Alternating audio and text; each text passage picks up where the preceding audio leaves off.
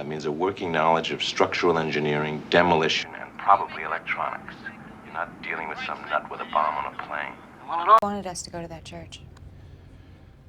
This guy is definitely a psychopath, but I would classify him as an organized killer. There's nothing random or spontaneous frenzied about these attacks. They're planned. He leaves a controlled scene for us to find. My, what an unusual day, eh, my two young lovebirds? Tear 'em up! I think we're recording now. Okay. So, I'm Paul Yellovich. I'm Evan Dorkin. Hi, I'm Brian David Marshall. Hi, Brian. And we don't know what this is, so. It's first tear them apart pandemic, social distance experiment on Zoom. Okay. 350 Boston, Mass. 02134. Jake, your block off. No, not Jake. Jack. Jack, you block off. Jake was the previous owner. I'm sorry. Do you want to tell that story, Brian, while we're recording to kick things off? So Paul, Evan, and I have known each other forever, and I was reminding Evan, maybe he doesn't even remember, the time he nearly killed us when we were in Brooklyn driving to my parents' house, and we turned onto Coney Island Avenue, where there's a huge side of the building painted sign that says "Jack Ya Block Off Funeral Home," and Evan just bursts out laughing, screaming, "Jack Ya Block Off!" And he's like got the steering wheel, and he's just like, veering in and out of traffic on Coney Island Avenue, which is a reasonably busy thoroughfare, and just screaming "Jack Ya Block Off," and then promptly forgetting about it for 30 years. Yeah, I didn't remember. We also just spent, before we started recording, about 10 minutes researching Jack Ya Block Off. And, now run by, who is it? Herman Ya Block Off? Nevetsky Ya Block Off? Nevetsky is still in Brooklyn, so please, if you're dead. It's in the same location. This and you're dead, feel free. Coney Island Avenue. Maybe a sponsorship for the podcast? Oh, that would be fantastic. Yeah. What was it, 1965? It was Jacob Bloom. And then he sold it to Jack Ya Block Off, son of Herman Ya Block Off, a famous Yiddish actor. But no Knockem Ya Block Off.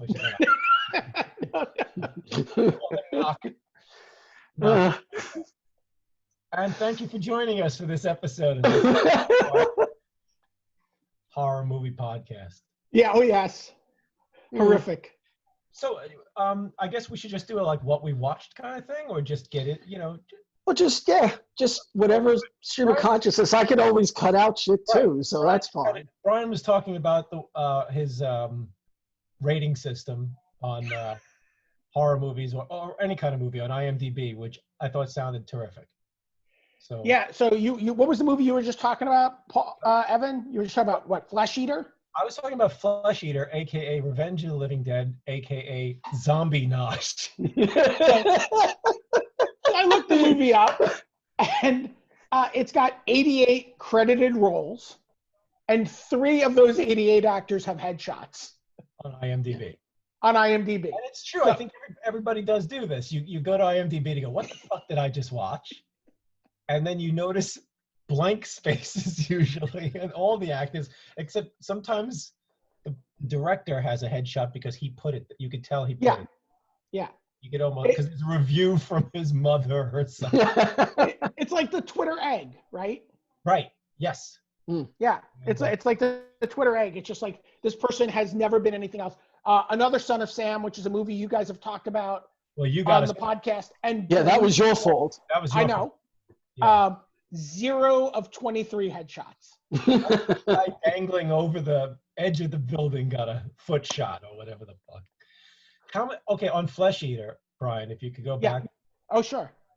I know that the guy who made the film was William Hinsman, William Hinsman, also known as Bill Hinsman, Esquire, like fucking Bill Preston. He was the first zombie in the original Night of the Living Dead. Basically built this movie around himself being the same zombie popping up out of the ground when a tree stump is pulled by a tractor. Well, what do you mean by the first zombie? What The- does that mean? The action figure one, the guy who bangs on the windows, Oh, okay. they're coming to get you, Barbara guy who twists his knife Oh, around a lot, kind of All right. looks like he runs a skiffle band. And they, like I'm going to need a ruling from the council here. So, his name, William Hinsman, William Hinsman, Yeah. has a headshot, he made several films too. but it is the poster art for Flesh Eater. no, that's what he's most proud of. Right. So it's not actually his face, or I guess maybe that is his face. Well, if it's a zombie, yeah, that's him. There's action figures. You can have a 12-inch figure of Billy Oh, the Hinsman. Funko. How's the Funko? Do they have a nice Funko for Flesh Eater? I don't know. It's very expensive. The thing that's funny about this movie is it's basically Night of the Living Dead, except that the zombies just keep going to a new house, wiping out everybody there, adding some zombies. This is why there's 88 fucking rolls. And then they go on to a new place and just do the same exact thing. And you can tell that this movie, you know what the ending's going to be for this movie, because it's a vanity project by a guy who played a zombie about him being a zombie. So what do you think happens in the end? He gets married. No. I never thought. Everybody becomes like we get a like question mark ending. Yeah. You get Oh. well, actually, you get the ending of Night of the Living Dead, and including possibly one of the other people who has a headshot. There should be some okie fuck with a gun maybe there. They got one of the guys who shot the zombies at the end of Night of the Living Dead to come back to shoot zombies in this one, I believe. Michael Gornick. He is a producer, director known for Day of the Dead, Monsters, and Creepshow. And let's see, his filmography, including an actor. Yeah, he's in Dawn of the Dead as a news reporter, uncredited. Let's see. So that's probably not him. Who's the third guy? I'm going. It's a lot of people to scroll through It should here. be okie fuck with a gun. John F. Wilson. He's known for Flesh Eater, which doesn't bode well. I love when you're known for something nobody knows about. His only acting credit is Flesh Eater. Okay. So he wasn't, okay. Because, best known for things. Best known as the guy whose eyes are shown in Another Son of Sam. Holy shit. But yeah, so Flesh Eater was entertaining. I would recommend it as a bad good because it's such a weird asterisk movie that like somebody just, because usually you get a movie where like they go, Richard Kiel played Jaws in a James Bond film. So some Italian company goes, let's put him in a movie and he's a big guy to go, to exploit his fame and his role. Or Harold Sakata. You remember how Harold Sakata was always Harold Oddjob Sakata after Right. Sure. Yes. Bolo Young. Bolo Young. Yeah. He became Bolo after the movie. But Bill Hinsman says, fuck it, nobody's calling. I'm just going to put myself in a zombie movie as the zombie. The creepy thing about the movie is that he touches a lot of the women. Like when he attacks some of the women, he rips their clothes off and gives them a little, and I'm like, to write a screenplay where you're like, I'm the zombie and I think that I'll write myself touching the naked woman a couple of times, really hinky, and his daughter's on the set. I'm like, his family, he's a family man, family zombie, a family. But I just think that's really, really weird, It's like that is zombie weird. couldn't have a girlfriend and be like the cool men's adventure character that most guys who make their own movie and puts them in. Although, looking at Mike Norton's Instagram feed, I didn't realize that there was a woman action hero who made her own movies. He's been Paul, you've seen it, that Mike Norton's been watching these movies starring this woman who is directing her kick like she's the actress. She's the star of her own movie, so she gets to be the greatest of all time in every movie. Yeah, I unfortunately I can't give you an answer. Oh shit. Tula, I don't know. I've never heard of her. It's like 80s movies, and she's the star of her movies. So it's a reversal of the guy who gets to kick everybody's ass. Okay. Because he's written and directed the movie. But I guess the thing is, if you're a zombie, all you can do is kind of kill people. But he made sure that he got some women. It's creepy. Fucking creepy. So there you go. Do you know Norman, who was like, I don't know if you knew Jeff Notkin or not, Evan. I know Paul, you've met Jeff. Jeff Notkin, and then the block off? No, different family. Okay. But he had a friend Norman who would hang around. He was like in the New York like music scene and comic book scene in like the late 80s, early 90s, and he was obsessed with Dawn of the Dead, the George Romero. He filmed his own scenes? Yes, this is the guy who basically did his makeup, bought the identical cameras that George Romero used to shoot the movie, hid in the bathroom, like squatting on top of a bathroom stall, holding all his equipment. He went to that mall out in the Monroeville Mall. Monroeville Mall, And shot footage of himself as a zombie so he can insert it into his print of Dawn of the Dead. Wasn't he also the guy that was collecting stills so he could have the movie in stills? Yes. Yeah, That's devotion.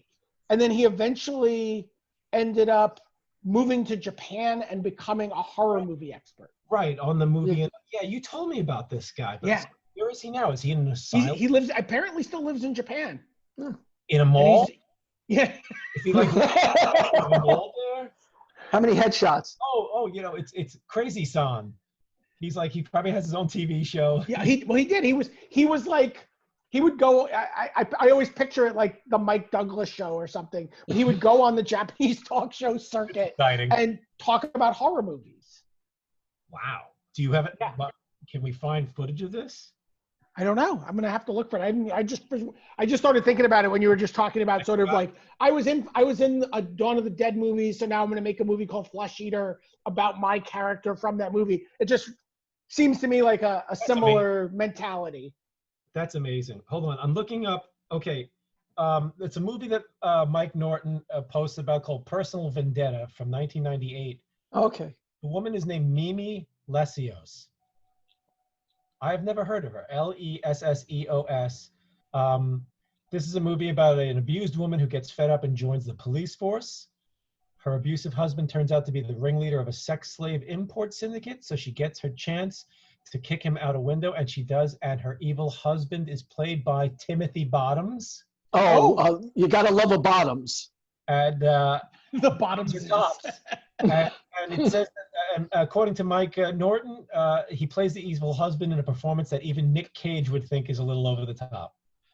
Wow. So I've never heard of her. And the scenes that Streets of Rage is another Mimi Lessios. Oh, I know I feel like I've seen Streets of Rage. 1994. That's 7 of 61 headshots, by the way, for Vendetta. Oh my God. Okay, here's the thing that was funny. Streets of Rage is co-written by Mimi Lessios, and it's directed by Danny Elfman's brother under the pseudonym of Artiste Sumatra. That's crazy. That's the guy and by the way, there's 3 sequels to it. To which one? To Streets of... Oh, no, that's a video game, Streets of Rage. Yeah, I was going to say there's like Avenues of Rage, Bike Lanes of Rage. So, Esplanade. He sounds Cul-de-sac of Rage. I was fascinated by this because I've never heard of her before. She's a professional wrestler. This is Beyond Fear. Here's another one. Magnificent Mimi Lessios. And if she's a professional wrestler, like how do not more people talk about her? She wrote, produced, and starred in the Vanity Project as a hiking tour guide whose client films 2 guys killing a hooker. Like in the mountains. They try to cover it by killing the client. They didn't know that Mimi is only a part-time tour guide. The rest of the time she kicks ass, all caps from Mike. This film is so poorly made, changing film stock a couple of times and ambient noise drowning out actors speaking throughout. He says that the dialogue is practically Tommy Wiseau. I don't know how to pronounce his name. Oh, sure. It's as if it was translated from another language by an orangutan with a brain injury. So I'm kind of curious about seeing some of these things now. Yeah. She also hosts a reality show called America's Superwoman Next Action Diva. Is this about herself? No, she's the host. They're searching to find the next Angelina Jolie, Mila Jovovich, or Maggie Q. Who's searching for this? I don't know. I think they had one episode as far as I can tell. They got lost. So, hey, can I do a segue? Yeah. Sure. Speaking of bottoms, all three of us just recently watched Rollercoaster. Oh, yeah. You have to wait a long time to ride the rocket. But when you climb into your seat and they lock you in, get ready for the thrill of your life. I called it the Taking Pelham 1, 2, 3 of roller coaster movies. Oh, most definitely. Yeah. Yeah. It's a terrific movie. It's a disaster film, I guess. That's the thing. It's not a disaster film. It really isn't. It's a crime. It's a thriller. It's a thriller. But it was definitely promoted as a disaster movie. This came out when we were kids. Well, that was because how it was presented. What was it, like 70, 77, 78? It's 77, yeah. So it's post-earthquake, post-Towering Inferno. It was shot in surround. Right. So all the roller coaster footage is supposed to be your seat shaking and doing all that kind of stuff. And there's more of it than you want because that was. But there's not a lot of it either.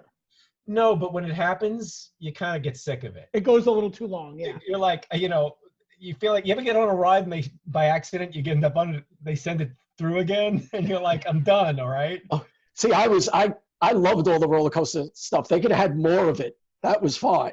Yeah, I like the roller coaster stuff because I like looking around the park. If you know what I mean. Do you like roller coasters, Evan? I don't even know this about you. I actually do. Okay. I was terrified of going on roller coasters as a kid.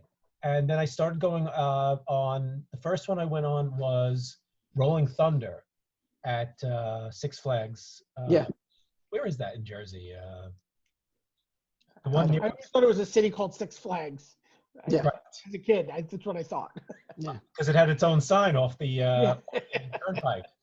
Honestly. And I was terrified to go on the roller coaster, and I enjoyed it, but I was terrified because when it goes up slowly is the scariest time. That's the thing that always, for me, made me a little sick. Looking down, being stuck. But once it goes, to me, it's a lot less scary once it goes because you're going. And I went on lightning loops. I went on a few roller coasters in my life. I don't know if I'd go on one now.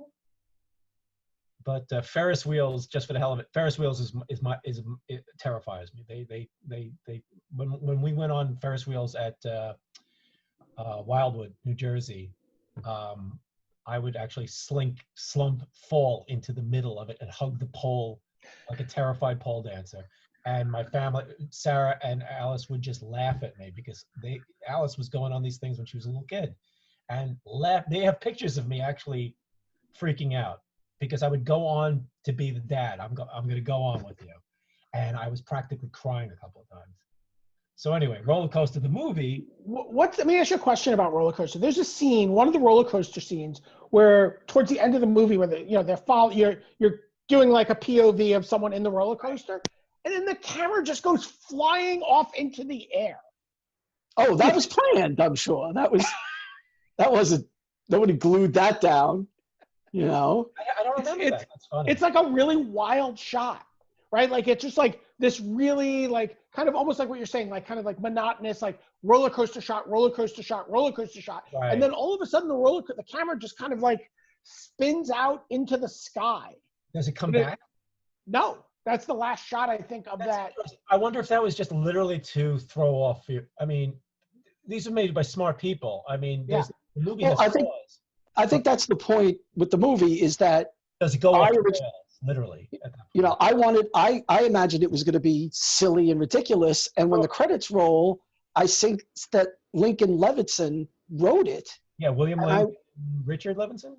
I believe so. Yes, and creators of Columbo and multiple good stuff. Turns out it was their production company. I had no idea, and as a geek, I would have run to Roller Coaster 30 years ago to just what they did with it. What the hell are the guys behind Columbo doing making a movie? I mean, the basic plot of the movie is somebody is extorting the owners of amusement parks for money. Right. And the amazing thing is they use real amusement parks with real names to advertise this terrorist act that's going on in these It would places. be like if Jaws took place in like SeaWorld and then Yeah, come to SeaWorld. and die.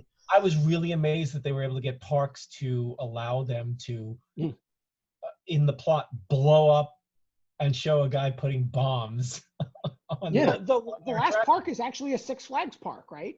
I think it's Magic Mountain. I think that's the last park. Yeah. Well, one of them is King's Dominion. King's Dominion, which when I drive to Heroes Con, we see it on the side of the road all the time. And the thing is, the movie, as a kid, Rollercoaster was pushed as a disaster movie. It had Henry Fonda's in it. He's in everything. He's in City on Fire. Is he in Swarm? He might be. Yes, he's in He Swarm. has a headshot. It's the poster, I remember as a kid going, Rollercoaster. Why the hell would you go see a disaster movie about one amusement park having a problem? But it turns out it's about basically the Mad Bomber plot. And it's interesting because it's done by smart people. And it's filmed kind of dull. It's not like excitingly filmed. It's kind of got the production values of a very good TV movie. Well, that's what I always confuse it. I always think it's a TV movie, but it's not. If you read the reviews, that's the knock on the movie a lot, is that it's shot in this kind of like small, constrained way that, other than some of the censor stuff, that makes it feel like a TV movie. Although at the same time, the camera will take in the entire park. There is a sense of space. There's a sense of story. There's a sense of the world around it. There's a lot of characters, but that's the thing. It's George Siegel as a kind of Columbo insurance inspector. He's not frumpy, but he is an oddball. Yeah, he has his eccentricities. You know, his thing is he's always looking for a smoke, so he has those things. He's quitting. He's quit. The through line with him, he's quitting smoking. He obviously has. Is that the inspiration for Airplanes? I picked a terrible week to quit smoking. I picked a terrible week to quit smoking. You know, sniff and glue. Yeah, it very well could be. It fits. I mean, or was that just a recurring theme in all those movies, that somebody had some coping mechanism that they had given up with, and I just never noticed it before? I don't know. Yeah. It's a weird movie because it starts with him getting shock therapy for his smoking, which is a really interesting way to introduce you. I mean, the thing is, right off the bat, you realize this is not your average disaster movie. It's not an exploitative film. It's really a procedural. I mean, all these police departments, security firms, owners of the I mean, it almost felt like a Ed McBain precinct movie about the way all these people function, and nobody wants to listen to the schmuck, the guy who has the least amount of authority, but has the knowledge. Right, but one of the nice things is you really don't have dumb characters in it. Not at all. I mean, the characters are smart, and their motivations are actually backed up. It isn't we have to keep this open even though there's sharks killing people for the festival. There's reasons. Nobody's screaming at Darren McGavin at Kolchak, you're an idiot. I actually really like the fact that some of the experts, once they get burned, because they're going by the book, and this character played by Timothy Bottoms, weirdly enough, possibly the best role he's ever been in because he doesn't say much. He's a terrific psycho in this. He really is. I hated him. Like I really wanted him stopped. He's palpably annoying, irritating, and I love the fact that they will not get into his reasons, really. Yeah, they gave him a lot of affectations. Yeah. Like I noticed, like he always looks at his watch on the inside of his wrist, right? Which seems like a very, very deliberate choice by the filmmakers to tell you something about the type of character this is. He had a backstory originally. Right. Yeah. I looked it up. I was looking it up afterwards, and they were going to go into his reasons for wanting the money. But the funny thing is, I kind of like the fact that he's very tight-lipped and doesn't want to play games. And he really seems like he's not some evil maniac. He's not the Marho Gortner that I thought he was going to be from Earthquake. Oh God, yeah. I thought he was just he's actually fascinating, and the whole film is about George Siegel figuring this guy out, convincing people they need to pay attention to this guy. He's not stupid. And them tracking him all over the country. until The funny thing is, if this guy had just left George Siegel alone, he would have probably gotten away with it. Yeah.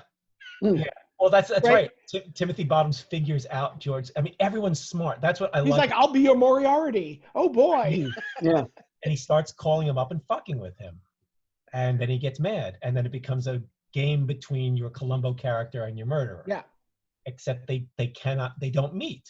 They're constantly talking on phone. Isn't it amazing how many phones ring in this movie? Like, Yeah. so like a phone rings every 25 seconds. People have to look for phones to call in. It's pretty great. And the thing that's really cool is that the character. Isn't there an early cell phone in there too? Isn't there some sort of like wireless? Timothy Bottoms has a phone in his car, and so does Richard Widmark. Yeah. Richard Yeah, Widmark that was right. is he a cop? Is he I think he's FBI. FBI? And what's interesting is he plays the kind of character that basically tells Kolchak to go fuck himself.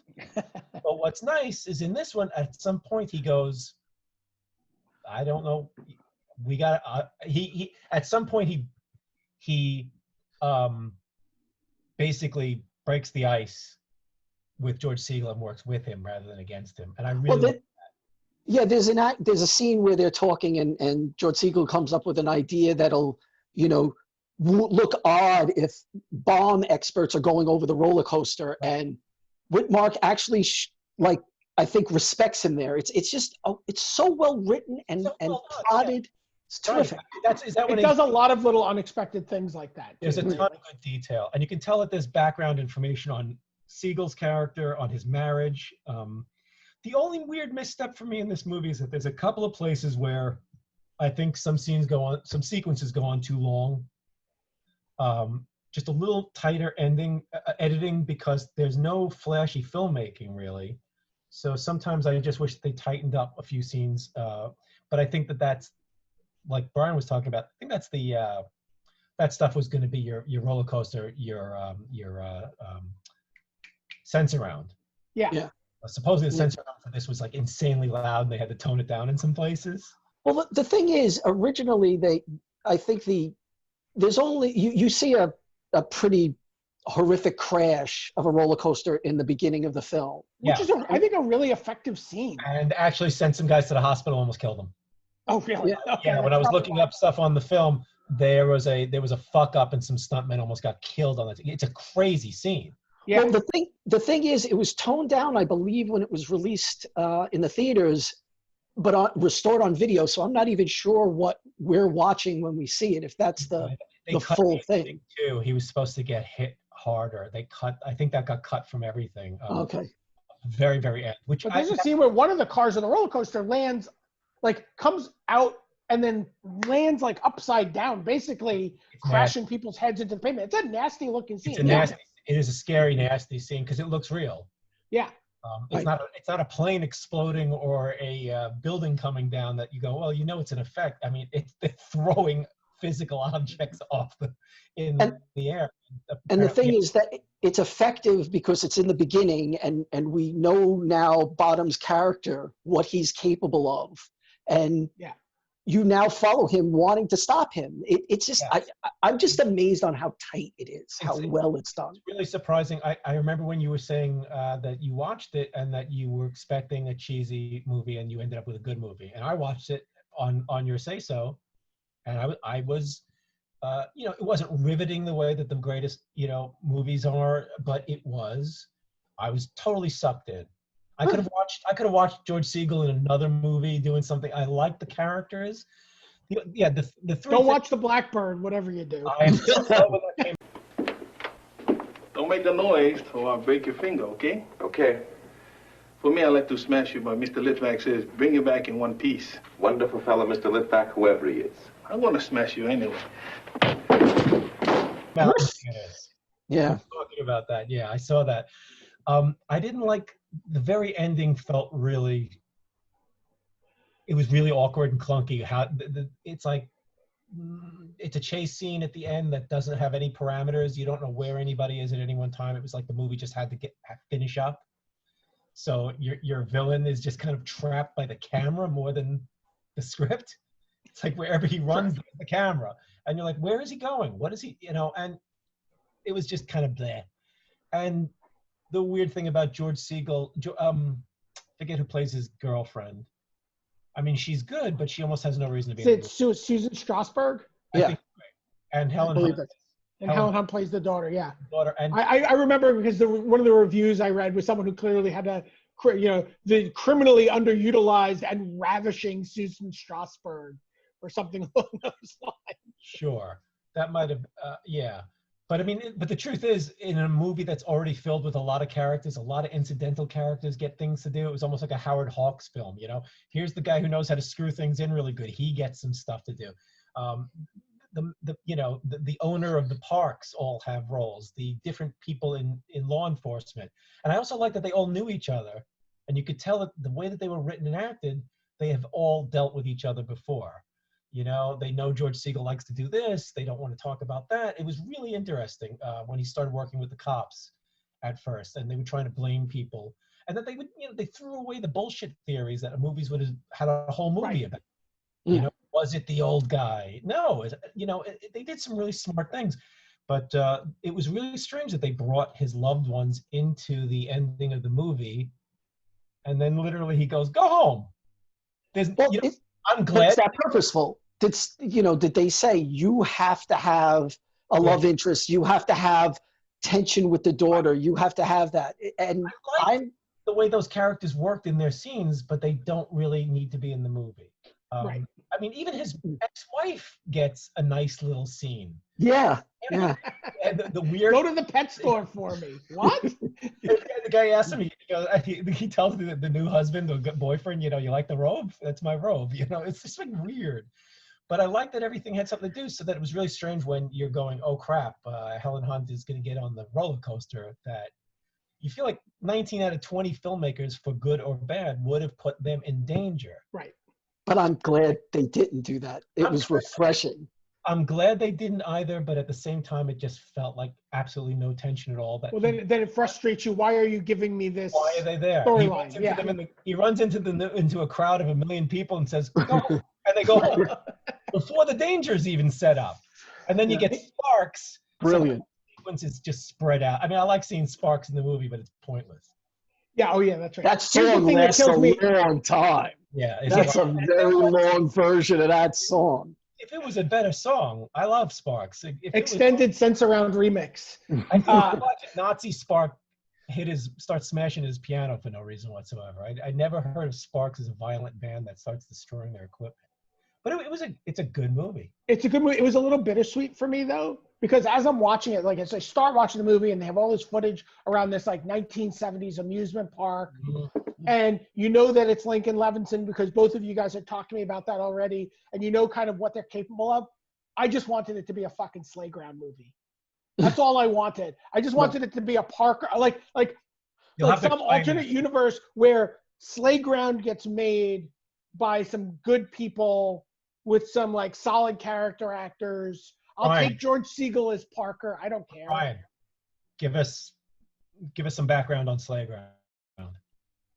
So Donald Westlake wrote a series of books under the name Richard Stark that were these hard crime novels about a no-nonsense thief called Parker. Right. The movie Point Blank is based on the first book. There's a Payback with Mel Gibson is also based on that book. There have been a series of terrible, terrible adaptations of various books. Robert Duvall has played Parker in a not great movie. Jim Brown played Parker in a not very good movie. It's just been the attempts have been really half-hearted, and nobody really leans into this kind of no-nonsense, hard-boiled nature of the books. Parker is all business. He is, the smartest guy in the room. He's one of the toughest guys in the room. Surrounds himself with talented people, and they're just great heist novels. And they're dying. I read Slayground, so I mean, I know it takes place in an amusement park. So in Slayground, they basically have a crime that goes badly, and the money gets thrown over the fence or hidden in an amusement park. And while it's closed, and there's a cat and mouse throughout the amusement park between Parker and I think it's with other mobsters, like the outfit, who are trying to recover the money or trying to get the money who know it's there. I don't remember now even the exact details, but basically it's this cat and mouse game in an abandoned amusement park, in the early 1970s. Right. Now there has been a movie made of Slayground. I thought there was a movie of Slay. Oh yeah, that's true. There is. It's terrible. Is that the It's Peter Coyote. I believe it. Yes, Peter Coyote as Parker. Yeah. That's why his name Peter Coyote, because Yeah. Yeah. And there's Well, there's a sequel novel to Slayground called Butcher's Moon, right, which is yeah. both one of my favorite names in the series and one of the best books in the The series. detail and the fact that you're writing smart characters, Yeah. definitely evokes Westlake. Yeah. And so that's what, and so there's this part of me that as I'm watching the opening scene, before it literally goes off the rails of the roller coaster, where I'm just like, wow, this would be great if this was just going to be a park. The whole sequence where it's an extended sequence, it's probably like 25 minutes where it's like the meat of the second act, I guess, where the feds, where the bomber has basically ensnared George Siegel to be his bagman, and inside this different amusement park, he runs him like a dog throughout the park for hours to throw off in that whole plot to throw off the feds to get the money. And you're sitting there going, how is he going to get out of here? How is the bomber going to get away with this money?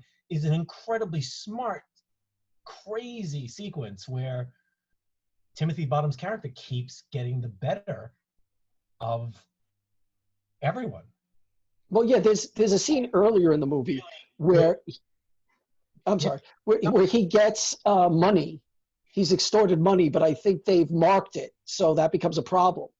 But the sequence where how does he get it out of the park is great. It's just so well done. Almost a movie within the entire movie, and it has so much back and forth. They try to parry. They cannot beat him, and it's terrific. I love how he keeps stripping away their audio. He keeps stripping away their movement. It's really cool. It's interesting. It's almost like that character's a template for Hans Gruber in Die Hard. Yes. Right? Very, very similar, where I know what you're going to do. I know your FBI playbook. Yes. I know the rules. Yeah. And I'm going to use those against you. Except he has no friends. Yeah, because he's fucking Timothy Bottoms. You remember Timothy Bottoms? I can't believe I've seen like two in that movie Hydra, the Sea Serpent, and with Jared Martin, who's also a Timothy Bottoms. It's the one with the puppet, the Italian puppet that attacks. Oh yes, I did. Oh my God, that thing was. That's one of the few movies in my life I had to watch in stages, and I like monster puppets. It was so bad. Holy shit. You were ODing. You OD'd on the puppets. Was it just too much puppets? No, I love the puppet, and it's just the movie is so bad. Okay, can I do a segue now? Of course. Speaking of monster puppets, how about Hangman? 36 years working homicide, and you end up outside a dive bar doing crossword puzzles. Tell me what's on your mind. There's a body over at Waywood Elementary. Your badge number was etched onto a desk at the scene. This wasn't his first victim. We got a serial killer. Now, this is a film that Evan has not seen yet. I haven't. Yeah, I think you're, I don't know why you're hesitant. It is the most amazing bad movie that I've seen in years. It is breathtaking. It's breathtakingly stupid. Al Pacino looks like he is being puppeteered. I think that was your observation, Paul, where you said he really just looks like they weekend at Bernie's him through the movie. Yeah. Now, this is from 2017, but this is worse than 88 Minutes, which is one of the most dumb Al Pacino serial killer heist. It's a terrible. 88 Minutes is another movie. Yeah, 88 Minutes is 8 millimeter. No, not 8 It's not. It's not 8 mm. It's 8 mm. That's a Brian story. Boy, did I hate that movie. No, that movie's terrible. Yeah. But 88 minutes is Al Pacino has to solve this stupid, ridiculous crimes that are going on in real time in 88 minutes. This is worse than that. This should be talked about constantly. Hangman is amazing. It's worse than Snowman. Yes, which they didn't film a big percentage of. So think about that. They filmed all of Hangman. Wait, Snowman was a movie that they didn't finish and they put it out? Yeah, they didn't finish like 30% of the script or something. So they just mushed it together. I don't know if you're going to edit this later, but you really need to find a GIF of the snowman kind of like coming into view in the window. Oh, here. I promise you I'll do that. Is Snowman a serial killer movie or a horror Oh, movie? yes. Oh, yes. It's like, Wait. It's attempting to be like Silence of the Lambs meets The Girl with the Dragon Tattoo meets Another Son of Sam. Well, it's based on a series of very popular books. It's a character that they've done a lot. But yeah, the movie, they just kind of forgot to film stuff, or they were tired, and they tried to make it a whole movie, and it's I couldn't finish Snowman. Hangman I've watched twice. Could they? Bravo. But yeah, I've watched Hangman twice. I made Stevie watch it, and she loved it. Is it like Ricochet bad? For some reason, it keeps making. It is Ricochet bad. See, I don't like Ricochet bad. The only thing I want to do in Ricochet is put telephone books and just go fucking at it. Come on, it's Bronx Warriors. Yeah, the Aryan phone book prison fighting is. I always think that's Highlander for some reason. yeah, because it's a stupid. Camera, I'm like, this could be fucking Highlander 5. It's sickening. I don't like. I'm gonna sharpen my gavel and stick people with it. I keep my underwear just in case anybody makes me strip on the boardwalk. That's a good movie. I don't like Al Pacino. I don't. You're not supposed to like Al Pacino in this. It's not like you're going to go, oh, I've changed my mind. It's Dog Day Afternoon. And this fucking thing, which makes no sense. No sense. Hangman is about somebody killing people in Hangman fashion. The game? No. Yes. I guess he's hanging them. He is hanging people. Right. He's hanging them and he's leaving clues. That's true. So I guess it is, yeah. Look, I'm going to sell you this on Evan right now.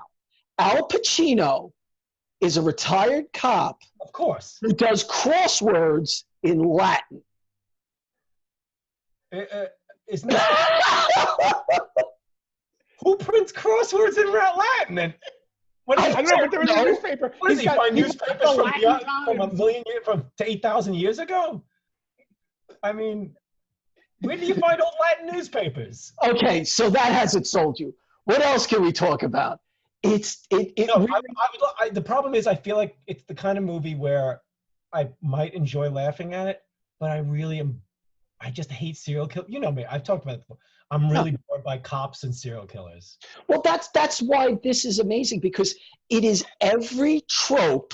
Yeah. And it's as worse as it could ever be done. It's just terrible. Every trope. There was a drinking game with Stevie that she had to take a drink every time a trope came up, and it was ridiculous. Right. I mean, it's. But none of them are employed effectively or cleverly. They've just been added in by like. Yes, it's like every scene the writer had a wheel of tropes and he would spin it. Right, Evan, can you think of a random trope in a serial killer movie? I was gonna say first with the cop, I was gonna say has he suffered a divorce or lost a kid? No, his wife was murdered. Well, there you go. I mean, right. that's yeah. Did he quit the force or is he a cop right now? No, Al Pacino quit the force. That's what I mean. Oh, yeah. But the serial killer, something happened when he was a kid? No. Spoilers. Is he killing only women? No. No. Interesting. He's taking revenge on some perceived slight. Spoilers. Yeah. Does he have a crazy house? No. Does he have the serial killer crazy? You know what I mean? He decorates all ugly bachelor like. I would have to give you a half point on that because there is a crazy place, but it's not. Okay. So we're misled into thinking it's the serial killer. Exactly. He's actually set someone else up to think. Right. Is he leaving clues mainly for Al Pacino? Does this become a one-on-one thing? Oh. Spoilers. Is Al Pacino involved in his perceived slight? Spoilers. Oh, you've seen it. You're lying. You've seen it. You're lying, sack of shit. Does he use an interesting weapon? Lying sack of shit in Latin. Does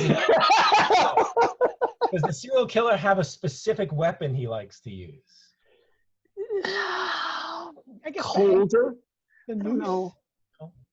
Colder. Is the serial killer playing cat and mouse on the phone? Is he making phone calls and being a dick? No. Oh, really? He's just leaving the clues on the bodies or on the. Well, yeah, there's the Hangman thing. It's just basically filled with all these terrible things, done terribly, acted terribly. Al Pacino has a terrible accent. Do they? People don't go fishing when they retire. No. What they do is they hang around waiting for their pension checks to kick in and then wonder, whatever happened to my life? I don't know why he decided. I don't even know what he's doing. Is the serial killer, is he erudite? Erudite? Is he one of those smart ones who full of himself and speaks well, or is he one of the wacky ones that? He's a wacky one. He's a wacky one. He's got sweaty face and all that shit. But you also have to realize that we have a partner situation. I was gonna say, is there a partner? Is there a female partner or black? No, it's Carl Urban, right? Is it Carl Urban? Yeah, Carl Urban. Yeah. Yeah, Judge Dredd. Australian guy. Yeah, I don't know that. But there's also. Wait, I thought he wasn't a cop anymore. But there's also he was brought back. They bring him back. They brought him back. How to bring him back? All right. Yeah, to solve their crime. Did Al Pacino do something that got him that made him infamous in the police department? Did he beat the shit out of somebody or punch somebody's eyeballs out? No, he just had an accent. Nobody could tell where he was from. Gotcha. There is a female reporter who's doing a ride along with Carl Urban at the beginning of the movie, and then literally goes to every single crime scene for the rest of the movie. Does she bring? When does the killers? I'm sorry. Does she bring her kid along? I mean, no.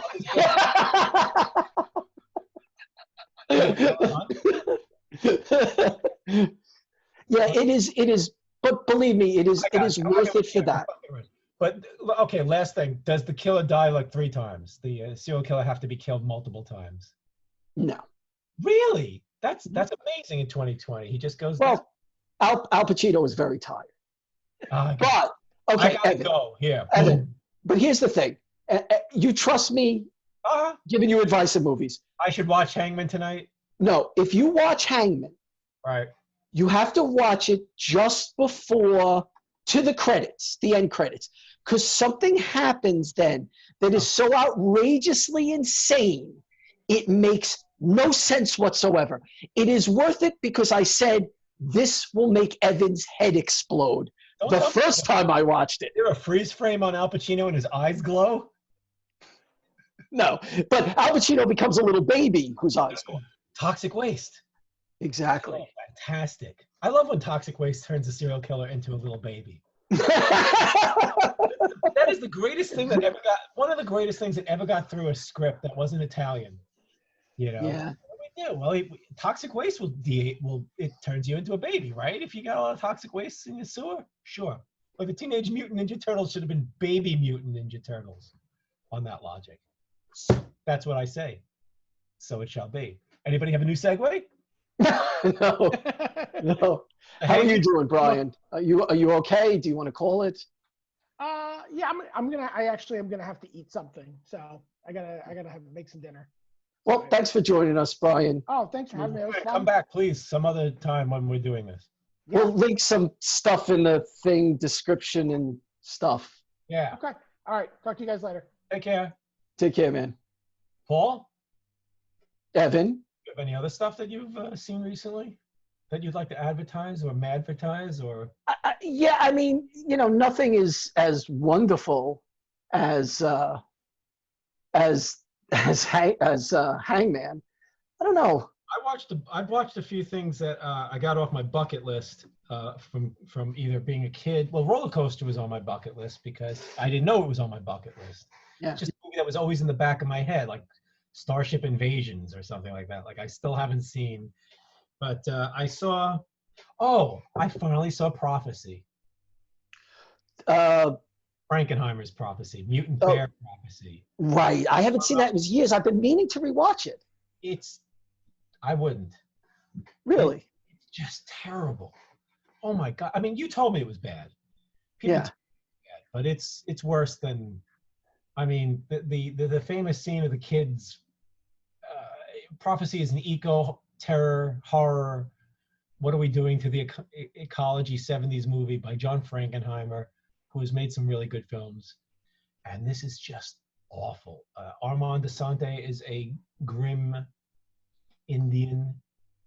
Yeah.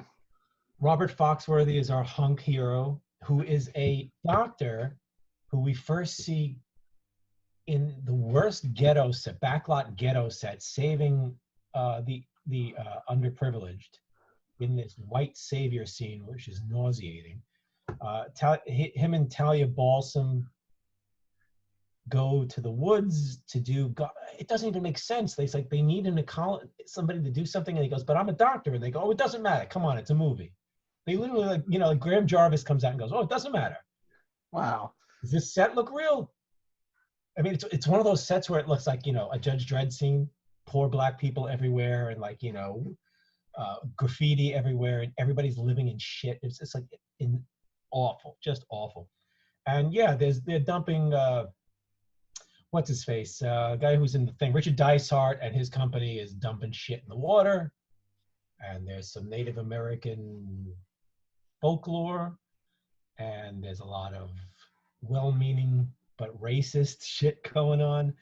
And they fight some rubber bears and rubber tadpoles and stuff like that. It is boring and terrible. It's so bad. It's just, and it feels like it's 3 hours long. I'm wondering if I ever saw it not on TV. I feel like that's when I saw it all the time as a kid. I just remember the end. As a kid, I wanted to see this because it seemed terrifying to me, the idea that something could attack you when you are in the middle of the woods, trapped in the famous scene, which as a kid, it scared me. The little kid is trapped in his sleeping bag, and he's picked up and hurled into a tree. And I remember that being terrified of that. And I watched it and I just burst out laughing. It is really. It's just. And then when I was looking the movie up afterwards, apparently that is an infamous favorite bad scene in horror movies. Now people love it because the bag filled with feathers smashed into a tree. There's no kid in it or anything. Prophecy sucked. I was very bored with Prophecy. I watched something called. I watched a lot of shit. I watched Ticks. Not much out there. It's just very generic, by the numbers. Seth Green it's 1993, so Seth Green's like the best thing in it because he's very aware of where he is on camera and what he's doing. He can act, but got no sense of who your characters are. It's cliche ridden. It's Brian Yuzna, so you kind of guess there's going to be some body horror that makes no fucking sense whatsoever. Right. Loves shit coming out of people, appendages. Have you ever heard of a movie called Malatesta's Carnival of Blood? It doesn't ring a bell. It would if you. It's 1973. It's one of the most senseless movies I've ever seen in my life. I think you have to watch it. Really? It's made by I don't know how to describe it. It's got a kind of Carnival of Souls thing going, a little bit like a I drink your blood kind of thing going on, which is something I also watched recently and always wanted to see. And I thought it was very funny. Yeah. Kid gives rabies meat pies to stupid hippies. Yeah, I think I saw that on at Exhumed the first time. Really? And it was crazy. It's crazy because people talk about how bad it is, but it's very entertaining. I mean, it's just so ridiculous. So I like that. But yeah, this movie it's just utterly senseless. It doesn't, it's an amusement park movie. If you want to watch it with a roller coaster, it'll make a terrible double bill. And it's hippies, ghouls, cannibalism, artsy bullshit. It makes no fucking sense whatsoever. I had never heard of it. I just stumbled across it. Malatesta's Carnival of Blood. It's awful. I mean, there are people who champion it. It's one of these things where it's interesting to watch because it's like incredibly obscure, very weird, but stinks. Just because you haven't heard of it and because somebody's discovered it, you know what I mean, doesn't mean it's fascinating. But I would suggest people watch it just because it's such an outlier. I mean, I would definitely I don't think I've heard of it. It doesn't ring a bell at all. I do not know how I came across it. Malatesta's Carnival of Blood. It's fucking awful. I mean, it's awful. It makes absolutely no sense. I mean, there are scenes but it is funny. I mean, in places it's funny. It's a movie where they couldn't afford one attractive person, which is fascinating to me. Like, it seems for a while that our heroes in this movie are this older man and woman who look like they just woke up and were forced to be in a movie, you know, and they make their lines up as they go along. The movie just makes no fucking sense. So yeah, Malatesta's Carnival. I watched What Have You Done to Solange? Oh, sure. Okay. I assume you've seen that? Yes, I have. Giallo. I liked it. I didn't think it was great, but I thought it was. I mean, it's the problem with what Have You Done with Solange is the title is a clue. It's like if you go to watch a movie called What Have You Done to Solange, you know somebody's done something to somebody named Solange, but it's not obvious, except the title, kind of. So you're waiting for somebody to just say, "Where's Solange?" or "What have you done to Solange?" It's a weird, nasty, odd film.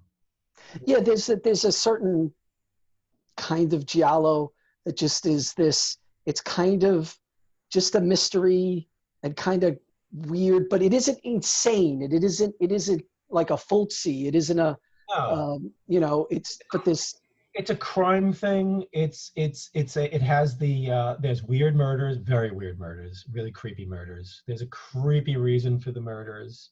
The mystery itself is kind of a cheat because you're not really given the clues, if you know what I'm saying. It's just incident piles on incident until finally somebody basically comes along and says, "Oh, Solange." Yeah. And characters just kind of walk in and go, "I'll be in this now because my character is needed." But the thing that is, it's kind of like, is it a condemnation of like wild youth in Italy at the time? Because it really comes down hard on these schoolgirls. It's a schoolgirl film, but at the same time, your main character is a scumbag, an unrepentant scumbag who's fucking underage girls, and he's your hero. And it's not a movie about him being a piece of shit. So it was a little hard for me to engage on that level. Yeah. I mean, people even say in the movie he's like a shitty person. But it's well made and it's creepy and it's got that thing. Did somebody see something at the beginning of the movie? And they can't remember some detail. And it's got some anti-Catholic Church stuff. There you go for that. But it's neat. It's decent. It moves along well. I found it entertaining. I'm trying to. Well, there is one movie I watched that I think you should check out. It's called Murder is a Murder, You And just it's put that up, and I was looking at that. it's a 1972 French-Italian giallo, That's what I'm trying or to figure out. Yeah. What is that? well, the weird thing about it is it's kind of like a mystery, but then it does such weird things that you almost think it's a parody. And then, I mean, some stuff is just insane. There are plot lines in it that makes no sense, that go nowhere, but it was fascinating. Worth seeing. Yeah. Definitely. It just as an oddball thing. Is it a giallo? Is it I, inspired? Maybe, it's actually based on a novel, so who knows? But it's really hard for me to pin the genre of this. It's so bizarre. Real quick, because I feel like I went right past the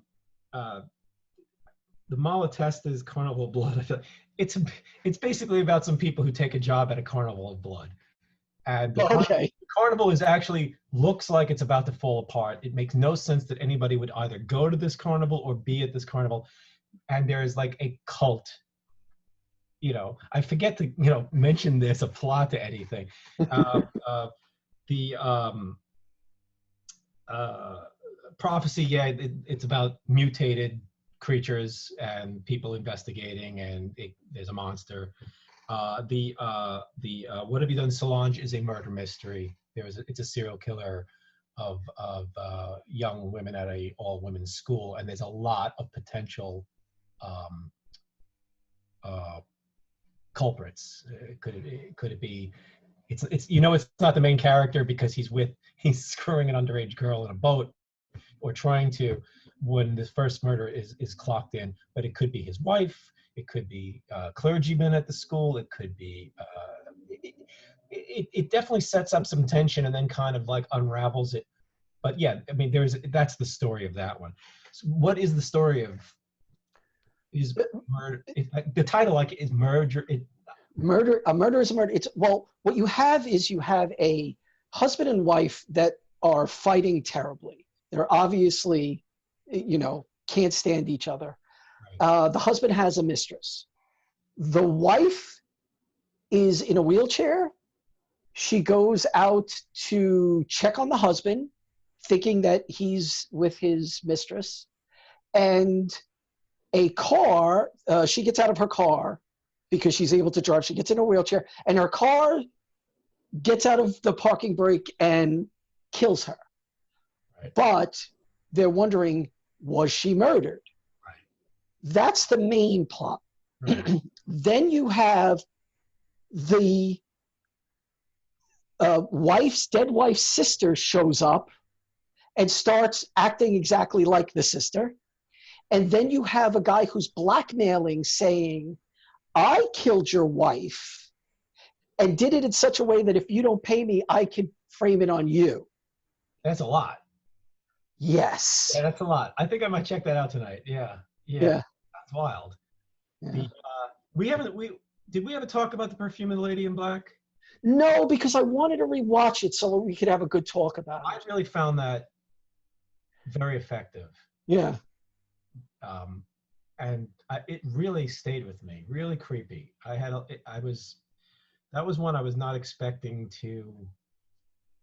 I was just expecting nonsense. It's crazy. Yeah, it feels like Rosemary's Baby in a lot of ways. Yeah, there's a lot of Polanski. There's a lot of Night of the Living Dead in there, even though there's no zombies. It's a creepy, creepy movie. It's stylish, and I think Mimsy Farmer's really good in it. And but it is a creep out film. The ending of that movie. Yeah, well, we'll save it for another time. There's some stuff that I watched that was Giant Spider Invasion. I finally watched. There's nearly not much to say about it except you really should watch it. Have you seen it? Yeah. That's the one where if you've seen it, it's people or you haven't. It's the one where giant spiders show up in meteors, and they're played by Volkswagen Beetles. It's true. It's amazing. So what's better? Is the spiders as Volkswagen Beetles, or the dachshunds in rat costumes in? Oh no, the rats. that rat movie. Yeah, with the Deadly Eyes, I think it's called. Deadly Eyes. It has a few names. No, those are the funniest things that were ever. That's better than Killer Shrews. It's better than the rats. The dogs in the rats costume is great because they're all wagging their tails and are happy. Yes. Shit. So Yes. I remember Sarah and I watched that on the cable years ago, and we just kept laughing because giant rats were running in, but they were puppies. They were acting like puppies, so they're killing you by being happy. It was great. That movie's fucking great. But the giant spider invasion has a lot of it's terrible regional filmmaking. The one star is the skipper from Gilligan's Island. He even says, "Hey, buddy," to what's going on, buddy, to somebody. The spiders come in a variety of sizes. The kills come in a variety of stupidity. It's terrible. It's very funny, and it's one of those movies where people have to die by helping themselves die because the monsters are not built to swallow you or attack you. It's got that, what is it, the Creeping Unknown? Is that the carpet movie? The movie where it's a giant carpet? Oh, and people's hands pulling the victims into the carpet. This is kind of that way. It's a die you have to kind of climb into the top of the Volkswagen. It's really good. It's really, really good. It has terrible effects. It's great. I'll wait for that one because it was interesting. And it could be. You ever see The Reflecting Skin? No. Not really a horror movie, but it's got. I don't want to talk. It's kind of what's the name of that movie? The something of the Beehive. Did you ever see the movie about the two kids who see the Frankenstein movie? I think it's Spanish. They see the old Frankenstein movie and they believe that the Frankenstein monster is in the neighborhood because there's a guy hiding out from the police. Spirit of the Beehive. It's kind of like that. It's definitely worth seeing, but I think it's heavily flawed. But I would talk about it at a different time. It's a weird movie because it changes tone and tempo in a way that I don't think is super successful. It's very 80s, but it's beautiful looking. It's got this Terrence Malick kind of look to it. It's got a very, it's Viggo Mortensen, what's it? Viggo Mortensen? Yeah, he's like 20 in this. I think he's the only person. I mean, it's an oddball flick. I watched Happy Hell Night because Norton had that one on his Instagram, and I've been wanting to see that forever. That's the one that he was saying that Darren McGavin's in for like 5 minutes. It's terrible prom revenge type movie, get back at the school people, but it's kind of fun. Just jerky, it was watch with friends and beer type level. Right. Not good, but it moves along. It gets ridiculous. I forgot most of it already, but I didn't feel like I wasted the hour and a half type of thing. I was on cable a lot when I was younger. I remember it was on HBO a ton. I watched a lot of shit, man. I watched too much shit. You ever see The Brain? Canadian 1988? It sounds familiar. So yeah, The Brain is The Brain's about a big brain that looks a lot like the brain from Planet Arrows. It's like a giant fucking brain the size of like a dinner table. It's huge and it's fake as hell, but it's so funny looking. A lot of people when I read up on it, people really complained about the cheesiness of the creature. I loved it. I thought I want an action figure of this brain. But it starts off really, really well, and it's kind of a mix of the brain from Planet Arrows, Fiend Without a Face a little bit, and Strange Behavior. Oh, okay. There's people's actions are being manipulated by a psychiatric institute run by the villain from Reanimator, David, last name to be determined. Falls apart halfway through. It's got a really good opening. It's got a lot of fun, dumb shit, and it's Canadian, so I started feeling like I was watching a really bad David, what's his face? The director of The Fly and everything. I'm blanking. The Brood. Cronenberg. Yeah, it feels at times like a Cronenberg, like Cronenberg made this 5 years before his other movies, and he was trying to be a populist. It's just not good. It's like got bad it's got a lot going on, but ultimately it's people chasing each other upstairs for about 20 minutes at the end.